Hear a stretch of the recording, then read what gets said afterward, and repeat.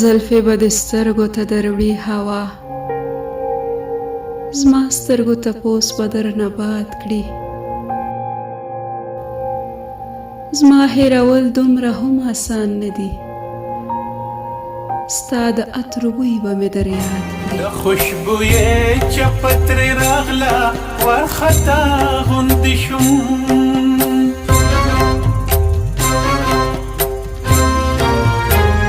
په دې کتاب کې به اوس ستا د نامې باب راوځي.